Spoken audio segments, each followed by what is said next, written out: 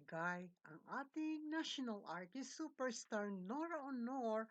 ay nagmimistulang hardin hindi lamang sa araw-araw at ito nga nang nakaraang Pasko ay napakarami na namang true-blooded Noranians ang naroon at bumisita sa puntod ng nag-iisang national artist sa libingan ng mga bayani at ang kanyang uniko iho ay naroon at siya ang sumalubong nakiisa kasama ng mga kaibigan ni Ate Guy, ganon din ang mga true-blooded Noranians na walang humpay ang pagdalaw, lalo na nga at mayroong espesyal na okasyon kagaya nitong Pasko at inaasahang muli itong bagong taon ay marami na naman ang pupunta, magbibigay pugay at dadalaw sa ating minamahal na si Ate Guy at talaga namang lalo pang ang respeto paghanga sa kanya ngayon ay ibinibigay ng mga true-blooded Noranian sa nag-iisa nating superstar at national artist. At ngayon nga ang bagong taon, marami na naman ang paniguradong pupunta at dadalawin ang kaniyang puntod. Christopher Ian De Leon o si Ian, kitang-kitang nagsosolo na nga lamang ba. Ito nga ang huling proyekto ni Ian De Leon para sa kanyang ina, inilunsad pala 6 na buwan na ang nakakaraan ang Nora Honor Enterprise at ito ay pinangunahan ni Ian, ito ay ipinopromote at ipinipreserba ang mga nagawa at ang mga likha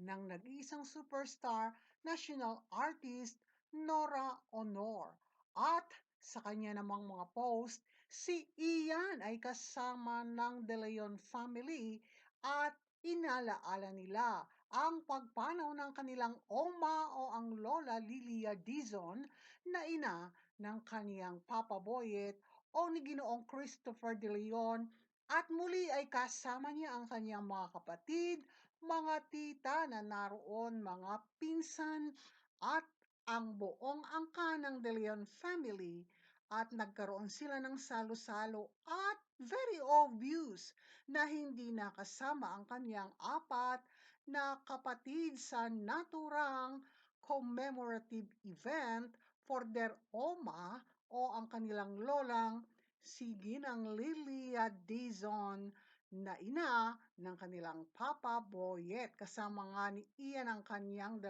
boys at ang kanyang asawang si Jen. Ganon din naman ang pagdalaw sa puntod ng nag-iisang superstar, Nora Honor, ng mga fans nitong Kapaskuhan at ang pag-post ni Ian De Leon na kasama ang kanyang mama at papa sa larawan. Ganon din ang pagbati niya ng maligayang Pasko kasama ang kanyang 2 anak at si Jen. At ito nga, ang pagdalaw ng mga Noranians ay talaga namang siya ang nakitang nagsusolo na nag-entertain at kasama ng mga Noranians nitong nakaraang Pasko. Ngunit malay nga natin kung tahimik namang dumalaw ang kanyang mga kapatid. Isa pa sa very obvious na nakita nga ay itong ginanap na Christmas party ng magkakapatid na Kenneth, Matet, Lotlot at Kiko kasama ang mga kaibigan, of course, ang kani-kanilang mga anak at pamilya. At naroon nga ang mga anak ni Lotlot, mga kaibigan, ganon din si Matet, ganon din si Kenneth, at talaga namang sa larawan ay hinahanap. Bagamat sinasabi ng marami huwag hanapin ng wala, ay si Ian ang kanilang very obvious na hindi nakita. Kasunod naman o nauna narito ay yung pagdaraos ni Ian ng 50th birthday niya na tanging ang kanyang 2 kapatid na lalaking si Kenneth at si Kiko ang present at nakipagdiwang sa kaniyang ika-50 kaarawan kasama ng mga Noranians, mga kaibigan. At ang kanyang ibang kapatid o ang dalawang kapatid na babae ang siya namang hinanap.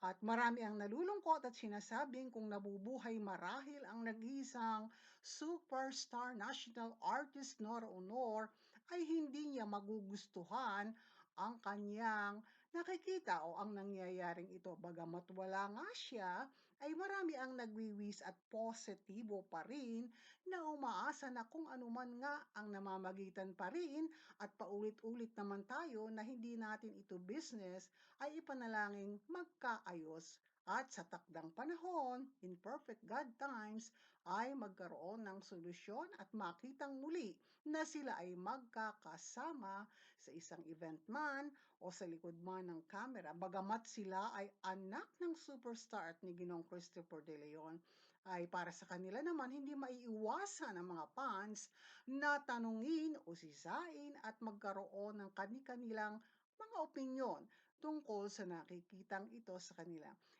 At dahil na nga rin sa nagdaang Pasko ay hindi sila nakitang magkasama o nagkaayos at anak nga sila ng mga sikat haligi sa industriya ng pelikulang Pilipino at mismong sila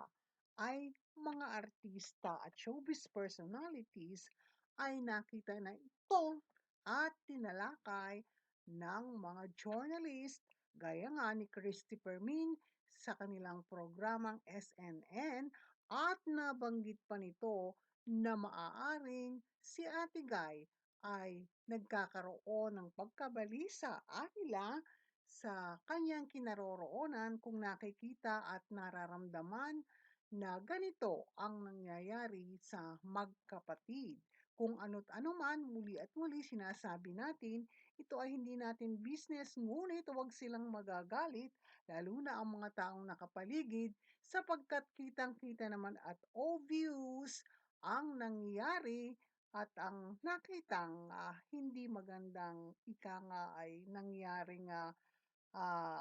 hidwaan sa magkapatid na ito. Yan lamang po, muli ay Happy New Year at nawa ang 2026 para sa ating lahat ay maging masagana at manatili tayo sa tabi ng ating Panginoon para sa ating mga haharapin sa paglalakbay sa bagong taon. First time po ninyong manood, don't forget to click like and subscribe